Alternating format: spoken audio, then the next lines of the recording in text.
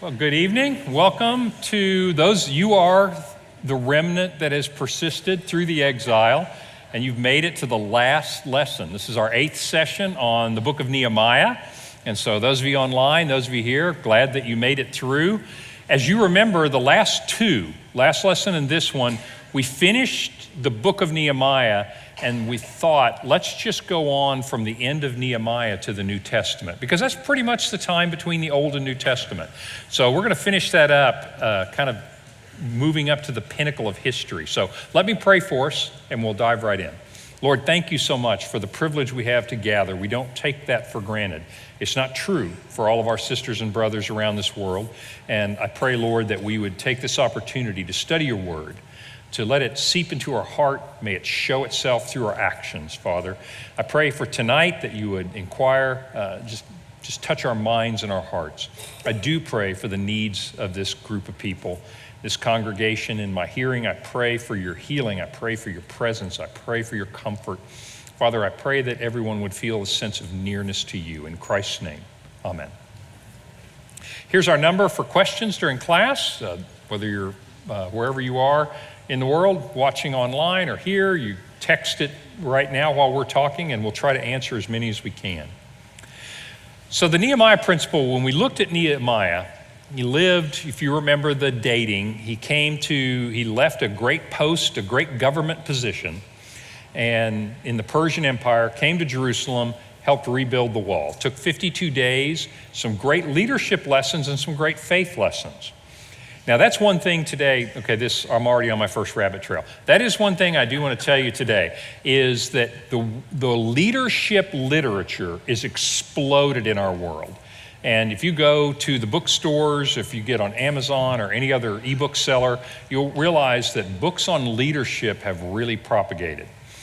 Books on leadership tend to fall into Christian ideas of leadership and non-Christian, and the general word I use for that is secular, meaning you don't believe in a God or an afterlife, whatever. So secular views of leadership. But when you look at Nehemiah, you begin to realize that actually that's an artificial distinction. The idea of trusting in God and inviting God into your family, your business, your projects, and good leadership ideas are not mutually exclusive. You don't have to be religious or a good leader, that these things come together, and they came together in the life of Nehemiah.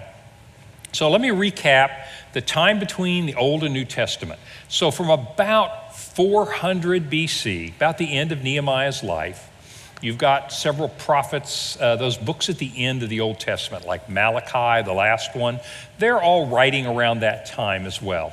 And then from 400 BC until the time of Christ, you don't have any more prophets. The next prophet you see after Malachi closes out at the end of the Old Testament is John the Baptist, coming right before the time of Jesus. So 400 years, there's no revelations from God. God sends no messengers. Well, why? Well, one reason is that God has already accomplished, during that 400 years, the world is getting prepared. God's people are prepared. The world is now getting prepared for Jesus to come. So let's talk about what happens in that 400 years. So first of all, remember Babylon and Persia. And so at the end of the Persian era, this is when the Old Testament basically ends, because Nehemiah is right in here, right? So he rebuilds the temple, the walls, and then this is all the way to the cross. This is that period of about 400 years between the cross of Christ and the end of the Old Testament. Well, Daniel is a prophet, and if you remember our history, he actually lives through a lot of this century. And God gave to Daniel 2 revelations, 2 visions, and the interpretation of those visions. In other words, God forecast what was going to happen in this period between the Old and New Testaments in the secular world. He didn't forecast what's going to happen spiritually. He didn't change the Old Testament law. He didn't do any of that. He just said, if you're going to watch, this is how it's going to play out. And you don't understand it right now. I mean, you don't know who the Greeks are. You don't even know who the Romans are. But trust me, all of these empires are going to come. And so he predicts what's going to happen in the geopolitical world at that time. And he has the visions. And by the way, one of the visions is all the way back here at 600. And the second one is about, I'm going to round all these dates off, about 60 years later. First vision was the vision of a statue on the left, and it had 4 different kinds of metal. And the second vision, 60 years later, are a vision of 4 different beasts. And they're both the same message. And this is what God is saying. And Daniel interprets this. He says, the first kingdom is Babylon. I gave you the dates there for Babylon. The second is the Persians. And the Persians, at the end of Daniel's life, did indeed conquer Babylon, and they did indeed rule for over 200 years in this part of the world. And then the third kingdom was Greece. Alexander the Great conquered this part of the world that we care about, Judea, in 331 BC, and ruled for a couple hundred years until 168 BC. And then the Roman Empire comes through and comes into ascendancy in 168 BC, and in the area of the world that we care about. The Roman Empire went to about 476 AD. And so he interprets these visions and says, look, this is what the time between the Old and New Testament is going to look like. This is the geopolitics. These are the people that are going to win the elections. These are the people that are going to rule the world. And sure enough, that's exactly what happened. Well, in our last lesson, we were talking about this rule by the Greeks. And the reason for that is this time period in between the New Testament, the empires of Greece and the empire of Rome, where God is architecting the world through these empires. And these are not God's servants in these empires. They're serving their own ends. But I want you to see how this prepares the world perfectly for the coming of Christ. And that's why God had to let the world sort of catch up with his plan. Well, let's talk about Alexander the Great, 356, right here in the time between the Testaments. He lived for 33 years, conquered a great deal of the known world. And so you can see all the areas that we see here and more were conquered by Alexander the Great. But Alexander the Great died young, didn't have a succession plan. And so 4 of his generals split up his kingdom. And Daniel, by the way, that was part of one of the prophecies, is that there are going to be four rulers after this great ruler. And so as you move on through the 200 years of Greek rule, one of the generals was Ptolemy, one of the generals was Seleucus, and the other 2 we actually don't care about because this is where we care about, Judea. God's people, the Jews in what we now call Israel, what I'm calling Judea, and in the Middle East. And so there was back and forth between these kingdoms. But what they did to the Jews is what I want to talk about for a little bit here, is during this rule of the Greeks. But before I do that, I want to take a slight time out because I've gotten a lot of questions about this. During this time period, what's happening with the Jews? What are they writing? There are no inspired books being written. It's not like God speaks to Jeremiah or he speaks to Isaiah and says, go tell the people, thus says the Lord. There's no revelation, no inspiration from God. But the Jews are writing a lot of books. And these books, you'll recognize some of them, fall into 2 categories.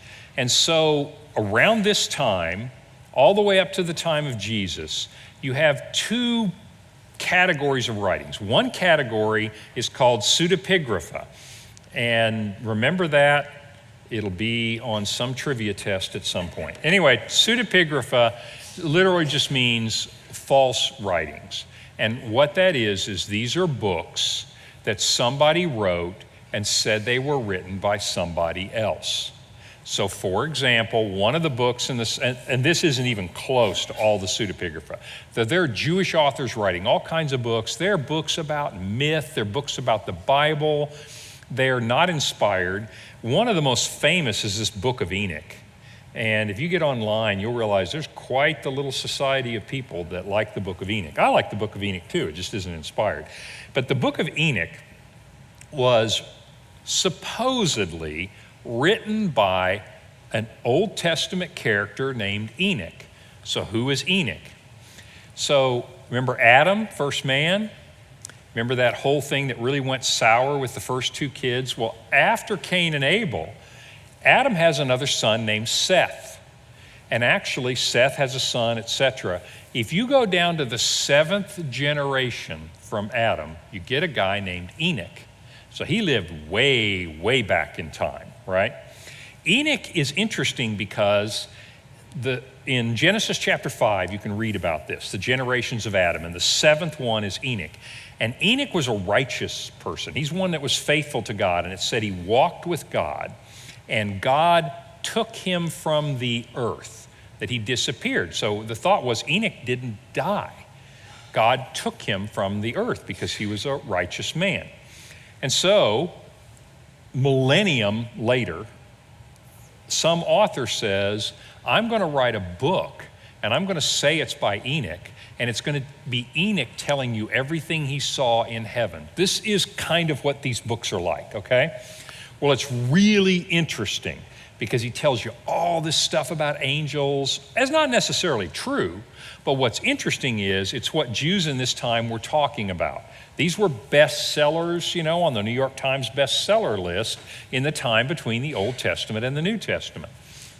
But they're called Pseudopigrapha because nobody in their right mind thinks Enoch wrote this book. And that's true for most of these books. Baruch, by the way, was the personal assistant to the prophet Jeremiah, who had lived hundreds of years before. There's no way that book was written by Baruch, but it sells better if you do that, right? It's also called fraud, but whatever, you know, the statute of limitations is up on this. You get legends like the life of Adam and Eve, like the story that, you know, this is like an Entertainment Tonight thing, the story they didn't tell you in the Bible, you know, Adam and Eve's, you know, how they really fought at home, you know, that kind of stuff.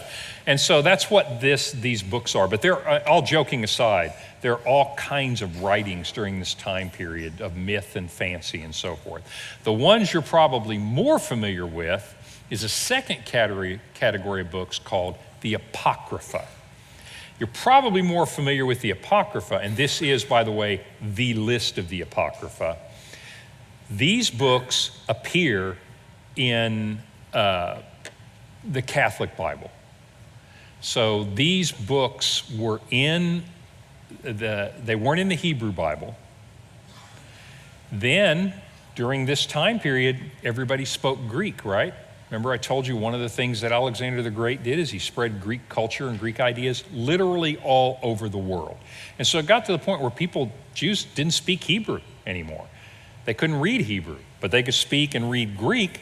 And so a couple hundred years before Jesus, they got together and they translated the Old Testament, which is written in Hebrew, and they translated it into Greek so that all these little Jewish boys and girls could read it because they didn't read Hebrew anymore. So in that copy of the Bible, it's called the Septuagint, but that copy of the Bible, the Greek Old Testament, they did include these books. Not because they thought they were necessarily inspired, they just got on a roll and they said, hey, we got all kinds of books here, let's just translate it all, right? And so they did. Well, when fast forward a little bit, Catholic Church starts up and Jerome decides, well, now we're in the Roman era, think roughly 400 AD. He says, definitely people don't speak Hebrew. Definitely people don't speak Greek as much anymore because it's a Roman world. I mean, after several hundred years, more people spoke Latin, so they translated the Bible into Latin. Makes perfect sense, right? Well, and by the way, that Latin copy of the Bible, the Catholic Church used for 1,000 years, all the way until Luther and Calvin and all that kind of thing. So that Latin Bible, it had those books in it. Why? Because he used the Greek one to translate it. So this is kind of a convoluted story, but it's just interesting historically. How do those books get in a Catholic Bible? Just because they got picked up in the translations. Now, I know what you're thinking. Terry, as long as we're on a rabbit trail, my question is, why aren't they in the Protestant Bibles? Excellent question. So think about Luther and Calvin, 1500 AD, 1,000 years the Catholic Church, right? They decide, we need to start translating the Bible. Nobody speaks Latin in 1500 AD. People speak French and German and, all kinds of other things. We got to translate the Bible. And Catholic Church says, no, I don't think so. Luther says, yes, I really do. Catholic Church says, I think we'll kill you. He says, I'll run away. And so they do. And so you get the Protestant Reformation. They begin translating the Bible. They decided they would go back to the Hebrew version of the Old Testament. The Jews never had any of these books in their Hebrew Bible, and so they translated the Hebrew Bible, the Jewish Bible, into English. That's your Old Testament that you have today. And they took the New Testament in Greek, translated that into English, German, whatever it may be. These books don't show up in there. So that's why in a Protestant Bible you won't see these books, and in a Catholic Bible you will see those books. And it just depends on what your source material was. Is that helpful? Okay, I realized, this was a rabbit trail. But a lot of people ask about what is the Apocrypha? When did it come about? This all came about and got written by Jewish people in this time period, in between the Old Testament and the New Testament. So that's where all of that comes from. If that's not clear, feel free to ask a question, but that's where these books come from. So these books are very useful to study because they give you an insight into Jewish culture in this time period. They're not useful to study like the book of Nehemiah, which is inspired by God. Jews think that, Christians think that. Nobody thinks these books are inspired by God. They just kind of got picked up, but they're very useful historically. And I'm going to focus on two of these because I want to tell you what happened in this time period of the Greeks ruling this area. The first and second books of Maccabees, there are 4, but 2 of them are in the Apocrypha, are basically books of history. And they're probably pretty accurate history. They're not inspired by God, but they're books of history. And they're a history of a particular event that happened while the Greeks were ruling Judea. And so these books are very interesting to talk about the time of the Maccabees. And that's what I'd like to talk to you about, because this event that happened in about 167 BC really influenced Jewish attitudes at the time of Jesus. So we're going to go into the books of 1st and 2nd Maccabees, and I'd like to tell you about an event that happened. So we're back now we've got Alexander the Great's kingdom, right? He's dead, splits into 4, and you get these Seleucid rulers. Remember, Seleucus was one of the generals when he died. Seleucus Jr., was in charge, and then Seleucus III, and then, all the kids. That's why they call it an empire or a dynasty. Well, in the time that we're talking about I'll show him to you. King Antiochus, he's a Seleucid, and he is ruling this whole area. They kind of won out, and he's got Judea, he's got a big empire. And so Antiochus, he's got such a high opinion of himself, serious narcissist. In fact, he thinks he is the personification of a god. His name was, in history, when you read about this, you'll read about him as Antiochus Epiphanes, Antiochus, the manifestation of a god, right? So God in person kind of a thing. And he was serious about Greek culture, whereas Alexander the Great brought teachers and philosophers and people with him, and Greek language took over because the Greeks were in charge. It was the language of commerce. The laws were published in Greek because the Greeks were in charge, so people learned Greek.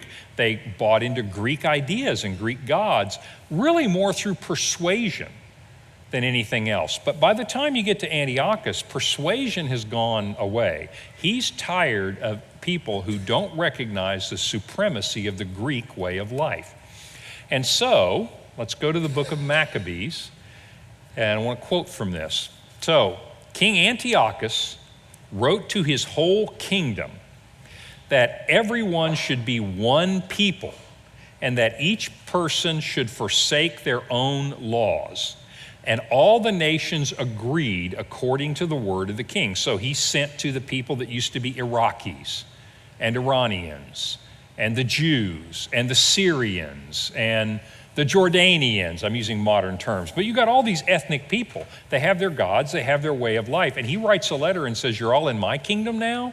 I want you to forsake your gods, forsake your culture. You are just good old Greek people, so better learn, right? And so many of those nations agreed according to the word of the king. And many people in Israel consented to his worship and sacrificed to the idols. What are they talking about? You're talking about to go sacrifice to Zeus, sacrificing to Diana, sacrificing to the Greek gods, right? Which is, of course, strictly forbidden for the Jews, but many people did, and many of the nations came around to that. And they profaned the Sabbath. In other words, Saturday is the Sabbath, the seventh day. Jews, observant Jews today, don't do anything on Saturday. Well, they were like, hey, no problem. We'll go to the mall on Saturday. We'll have soccer on Saturday. They decided that we will leave our old ways and we will follow the ways of Antiochus. Number one, it's a good way to get ahead. It's not economically a good idea to be out of step. And number two, he might kill us. And so the king sent letters by the hand of messengers to Jerusalem and all the cities of Judea, that they should follow laws strange to their land. That's true, they aren't native Jews, and should forbid burnt offerings and sacrifice and drink offerings in the sanctuary. So what is he saying here? Remember, you've got a little temple that Ezra built.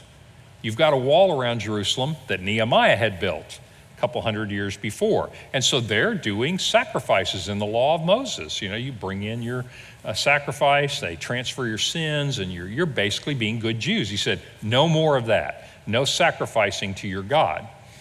So they shouldn't do any of that. And so that they should build altars and temples and shrines for idols. They should sacrifice pig's flesh and unclean beasts, and they should leave their sons uncircumcised. Okay, what's the big deal about this? It's bad enough to say that you can't sacrifice in the temple for your sin offering. Think about, by the way, today is Yom Kippur in the Orthodox Jewish calendar. So observant Jews are fasting today. This is back from the book of Leviticus. If there was a temple, the high priest would bring out the scapegoat, put his hand on the head of the scapegoat, confess the sins of all the people, which there is no temple, so there is nobody killing a goat today, but that's what they were supposed to do. It's like, no, can't do that anymore. And not only that, I want you to take a pig and other unclean animals, sacrifice those. Why? So that you've desecrated your altar and nobody's ever gonna sacrifice on that again. And that's true. If the Jews, you have to rededicate the altar because it's unclean now. God wouldn't accept that. So he's saying, I want you to profane your own altar. It's bad enough to say don't.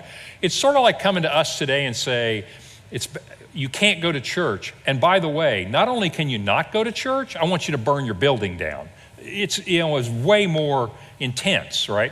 So that's what he's saying to them. Not circumcising your sons is like the worst thing. Circumcision for the Jews was the sign of being in the covenant. So what that meant was, if you had a son and you didn't circumcise him, let me just put it in modern language, maybe kind of Christianese, your kid would never be saved. Make sense? In other words, you were not a Jew. You weren't circumcised. That's the sign of the covenant, that you're in a covenant relationship. If you don't circumcise your kid, they're not going to be saved. They're not even Jewish anymore. And so he said, you can't circumcise your sons. That's like saying you're basically all your sons are going to go to hell. You can't talk to your sons about Jesus. You can't follow the law of God. And so they should make their souls abominable with all manner of uncleanness and profaning, so that they might forget the law and change all the ordinances. And whoever will not do what the king said will be killed.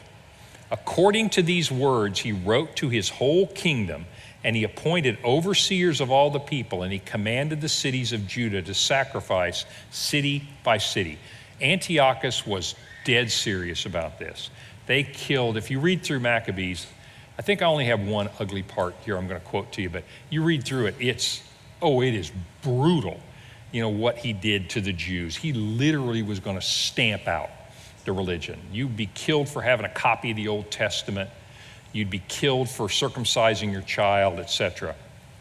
And so the king's officers, so these are soldiers of the king, they went city by city, which at that point is village by village, bring everybody together and say, there you go, build us a little altar and start sacrificing to Zeus on the altar. Everybody step up. If you don't step up and do it, we're here to kill you. I mean, it was very, very oppressive in a big way. By the way, there were some people that would not do this at that time. You're about to find out about one of them, but there was a whole group of Jews who were going to be faithful to God no matter what it cost them. They were called Hasids or Hasidim. You've heard of Hasidic Judaism? This is related to this idea. Hasid means pious, observant, faithful, loyal to God. And so there were these Hasids, and that was the name that they got, saying, I don't care what the king says, I'm not going to stop doing the law of Moses. And if they can kill me, they can kill my kids, they can kill anybody, I'm going to be faithful. And so these Hasidim, and that's why Hasidic Jews are called Hasidic Jews, basically, is they're pious, they're observant, they're faithful to God no matter what the circumstances may be. But this group of people were part of the people that effectively rebelled, meaning I won't do it. So this is happening in 167 BC. So obviously it's a little before the time of Jesus, but I want you to know that when you meet the Pharisees in the time of Jesus, they are the descendants of the Hasidim. In other words, Pharisees, when you meet them in the New Testament, are pretty much bad guys. Even though Jesus says some good things about them. He says, unless your righteousness is greater than the righteousness of the Pharisees, you can't enter heaven. What's he saying? He said, the Pharisees, these dudes are seriously observant. They not only tithe 10% of their income, they tithe 10% of their vegetable garden. I mean, they are zealous for God. Now, the flip side of that is they're so zealous for God, they've forgotten the principles of mercy and justice, and they're kind of lording it over everybody else, like, you sinned, you sinned, you sinned. So you get the other side of it, but I do want you to realize that it started out, and they were very devout. That's why the Apostle Paul later, in one of his letters, is going to write, and he's going to say, look, if somebody out there thinks that they're a good Jew, I'm better. He said, I was circumcised on the 8th day. I'm of the tribe of Benjamin. As for righteousness, I was a Pharisee, meaning we did it right.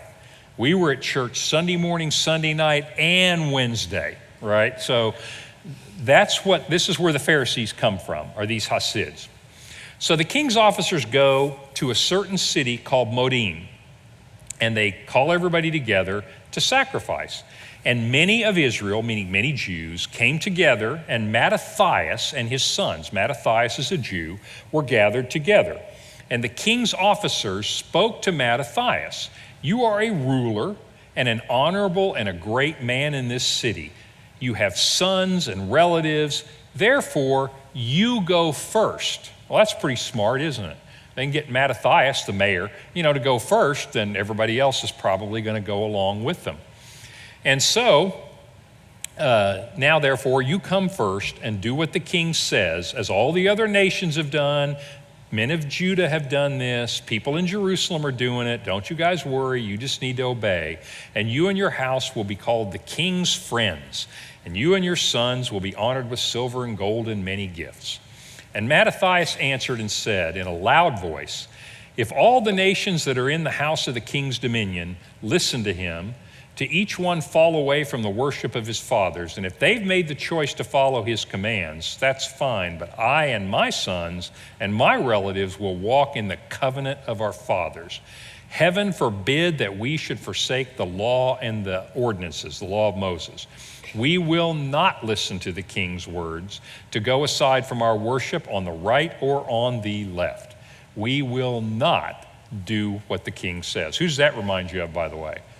Remember 500 years earlier, Daniel and his little buddies, and King Nebuchadnezzar comes and says, worship this. And little Shadrach, Meshach, and Abednego said, our king can save us, but even if he doesn't, I'm not going to worship your God. And so you do see these stories of unbelievable faithfulness. This took unbelievable faithfulness. So let me show you where we are. This is a picture of the Maccabees. So this is Jerusalem. This area is called Judea. Modin is right here. So they're going all through the countryside, and they're village by village making people observe the commandment of the king. Modin is a thriving city today. And so this is what Antiochus Epiphanes is doing. And when he had finished speaking these words, when Mattathias finished speaking, a Jew in the sight of all came to sacrifice on that altar. So Mattathias said, I'm not doing it. But one of the other Jews walks up and he prepares to sacrifice on that altar to Zeus or one of the gods. And Mattathias saw it, and his zeal was kindled, and he showed his wrath, and he ran and he killed that Jew right there by the altar. And the king's officer who was forcing people to sacrifice, he killed him too. And he pulled down the altar. He was zealous for the law. And Mattathias cried out in a loud voice, saying, whoever is zealous for the law and maintains the covenant, let him come out after me. And he and his sons fled into the mountains and left everything that they had in the city. And this begins a rebellion against Antiochus Epiphanes, which has no chance of success whatsoever. So Mattathias has several sons. And there's a great story. You can read 1st and 2nd Maccabees if you want for kind of the history of this. But his third son was named Judah, and he had a nickname, Maccabee. And Maccabee probably means hammer. And so I want you to think about a strapping young guy. He's all-American football player in Modin High. He is the hammer. He got that nickname not because he was a scholar. He got that nickname because he was tough.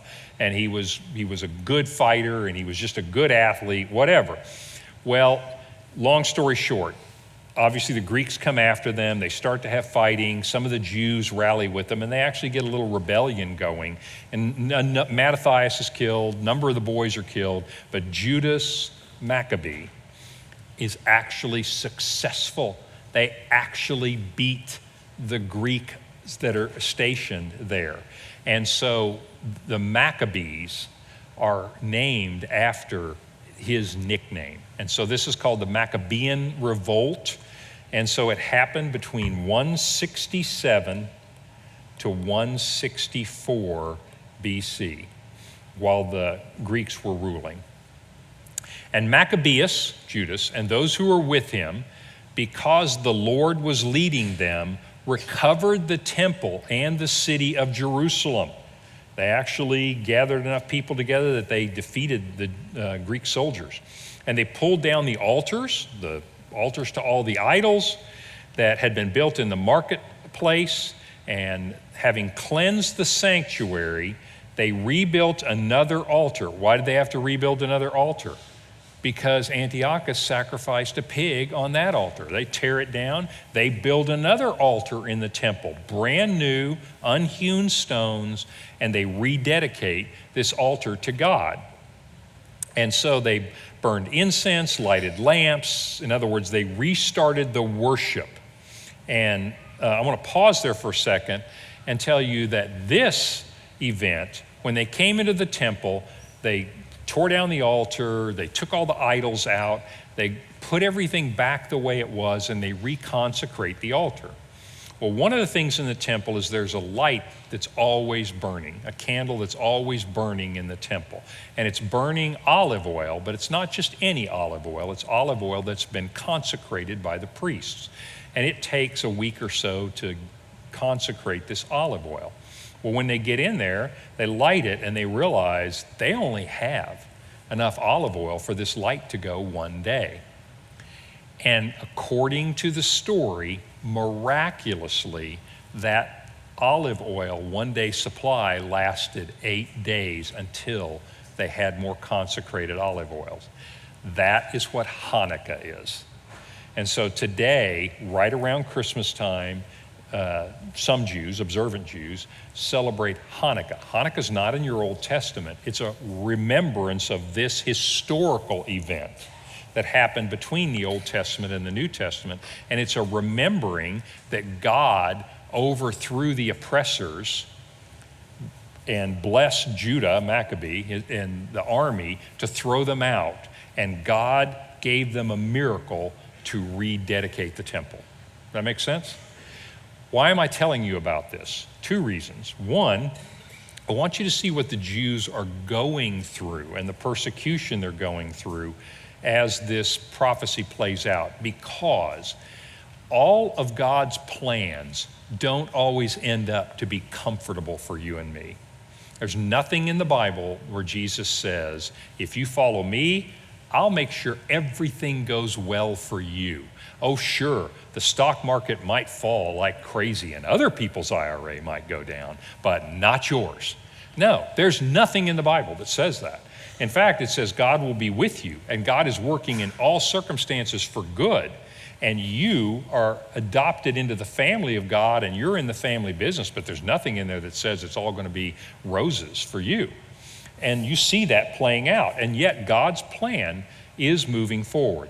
But that's where Hanukkah comes from, is from this event. The second reason I wanted to tell you about this is that, so in 167, they literally throw off the Greek army and kick them out for 100 years.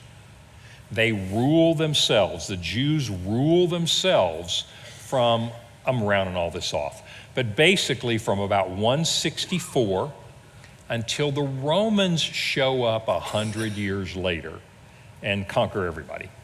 So they have their own little country. So now think about this. In the time of Jesus, when Jesus shows up, do you remember how the people wanted to make him king? And they said, oh, the Messiah's here. What's the Messiah going to do? Messiah's going to defeat the Romans and kick them out. In fact, we know Judah. Nobody thought Judah Maccabee was the Messiah, but hey, Judah did it. God did it with him. God's certainly going to do it with the Messiah. The Messiah is going to kick out the Romans. That, I want you to understand, why were they thinking that way? We, looking back, think, God, you guys are so dense. How did you not realize the Messiah was going to be Jesus and he was going to be the suffering servant? One of the reasons is because of this. They'd seen what God had done then, and they thought, well, God, it looks like you and I are sitting here thinking, how could you possibly think you could defeat the Roman Empire?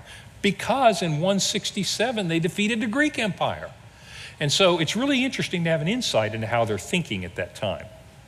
So this is the Maccabean Revolt, if you will. It happened, and Antiochus dies, by the way, a grisly, ugly death, and all the Jews are like, yay, you deserved it.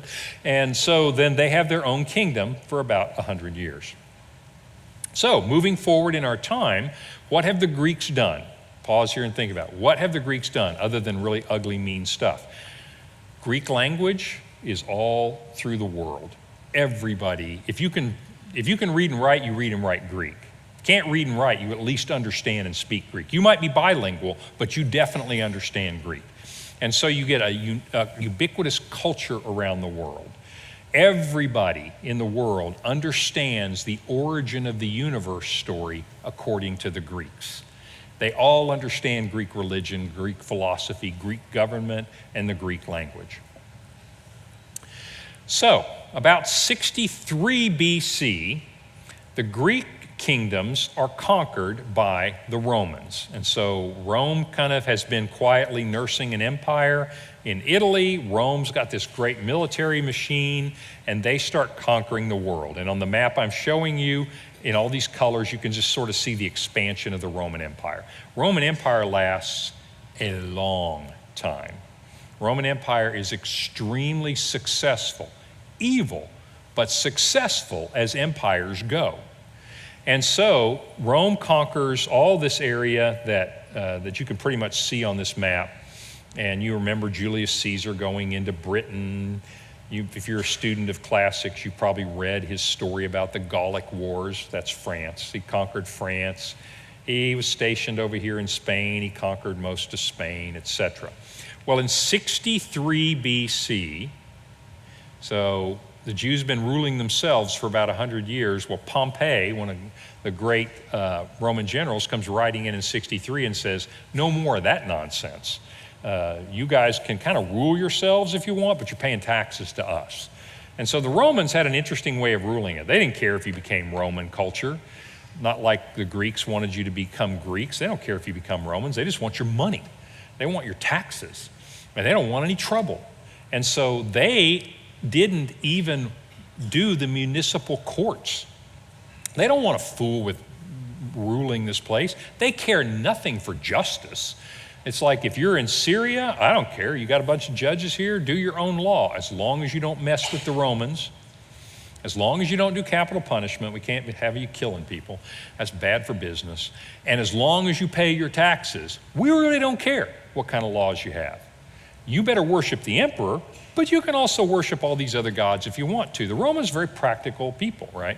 And so they come in, and so the Jews, the Jewish municipal courts and the judges and the congressmen, they're all still working. You know these names, the Sanhedrin.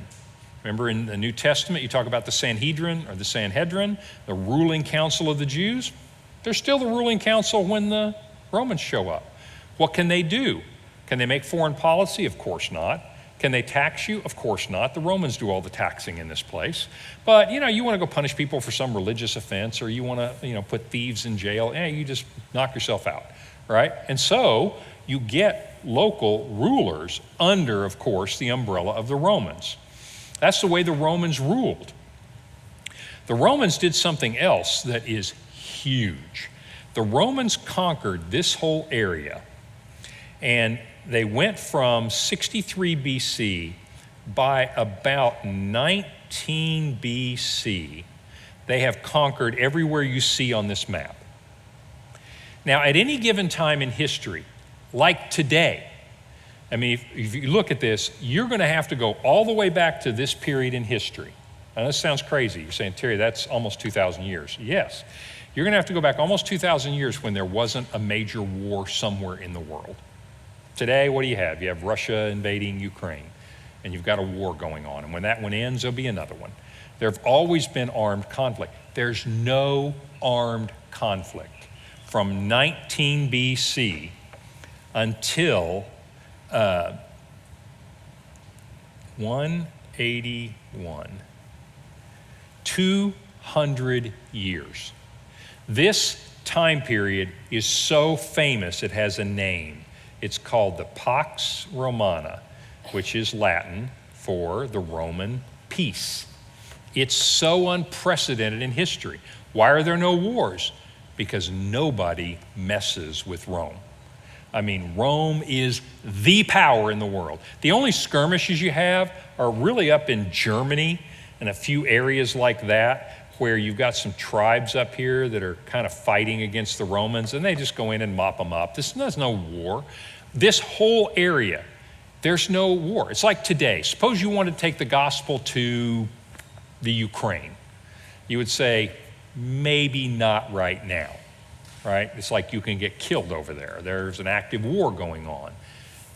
None of that. For 200 years. You can go anywhere you want in the Roman Empire and nobody is warring with anyone. Do you see how unbelievably unprecedented this is? So the Romans come in, rule the whole world. They're not nice guys. They're not good rulers, but the whole world is at peace.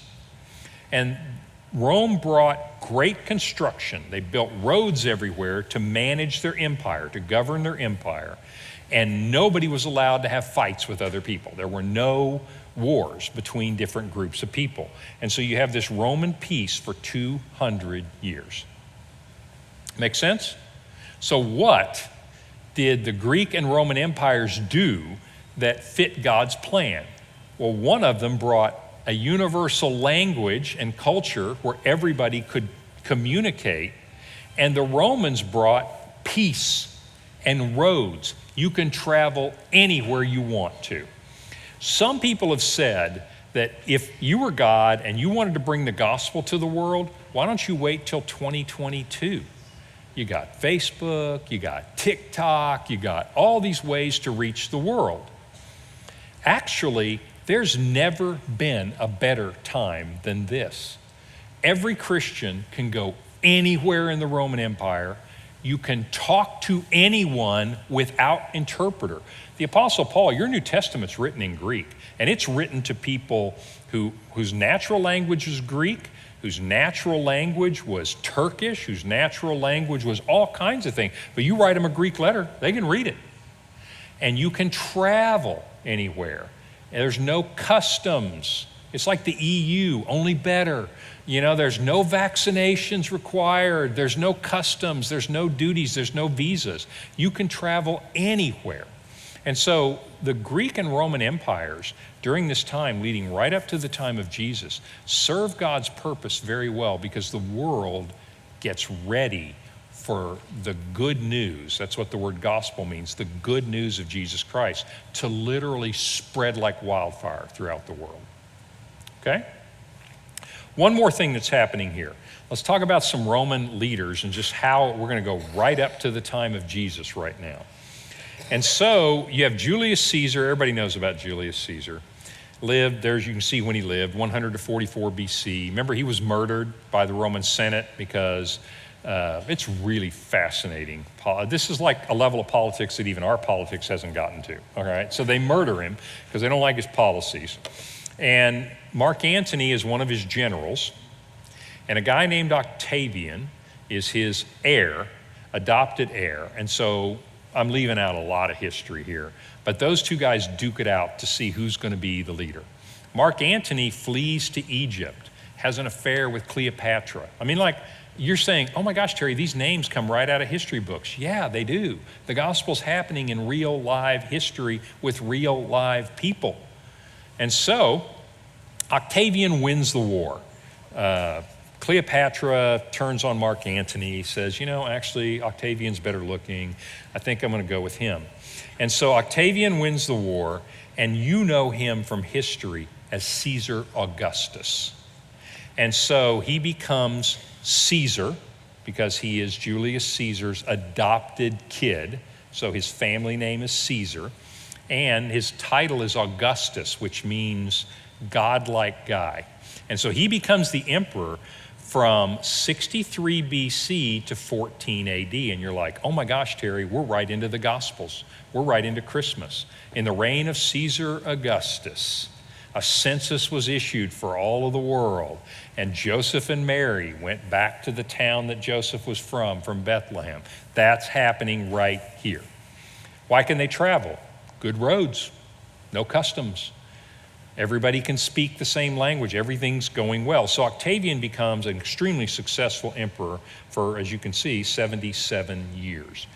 And he is ruling during this time period. Now, remember I told you that the Romans, they did not want to hassle with municipal courts and fines and police departments and parking tickets. Man, they don't care about that. They just want taxes. So they had local rulers. They would even keep your king. If you liked your king, if you had your prime minister, if you had your president, fine. You just rule these people, keep it quiet, make sure nobody does anything that offends Rome. Well, guess who got to be king in Judea? Enterprising little fellow named Herod. And so Herod, you can see he lived from 72 until about 4 BC. This is the bad guy Herod. They call him Herod the Great, not because he had a winning personality. They call him Herod the Great because he built so much stuff. He was actually Herod the narcissist and Herod the not very nice guy. And so Herod, though, convinces Octavian, hey man, I'm a Jew, which Octavian's dumb enough to believe that. I mean, nobody thinks Herod's a devout Jew, but he's kind of a Jew. He says, why don't you let me, I've got a claim to be king of Judea. Man, you don't want this headache. These Jews, whoa, they are a big headache. Why don't you let me rule them? He says, sure, you know the rules. You send me tons of taxes, and by the way, I want 10% more than the last guy. And I mean, it's kind of like a mafia deal. And he says, you run it however you want, as long as you don't get in my way. Herod goes back and he becomes the king of Judea. People hate his guts, but guess what? He's got Roman soldiers there to make it, to institutionalize it, right? And so you go rolling right into the New Testament. And I wanted you to see how God's plan unfolds with the Babylonian Empire, the Persian Empire, the Greek Empire, the Roman Empire, and all of a sudden we have arrived at a story you are very familiar with. And I wanted you to know this happened because God architected it through a 400-year period to get to Herod and to get to Caesar Augustus and all of those people.